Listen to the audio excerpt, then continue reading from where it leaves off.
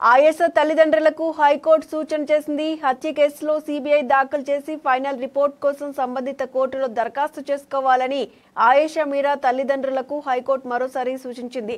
తుది నివేదికను తమకు అందజేసేలా ఆదేశించాలంటూ ఆయేష తల్లిదండ్రులు వేసిన అనుబంధ పిటిషన్పై సీబీఐ వేసిన కౌంటర్ ఫైల్లో చేరకపోవడంతో విచారణను జూలై 4కి వాయిదా వేసింది.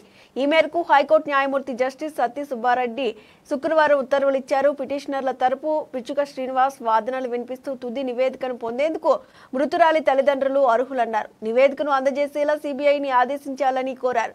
సీబీఐ తరపున పీఎస్పీ సురేష్ కుమార్ వాదనలు వినిపించారు. తమ కుమార్తె ఆయేష మీరా హత్య కేసులో సీబీఐ దర్యాప్తు విఫలమైందన్న అనుమానం కలుగుతోందని అన్నారు.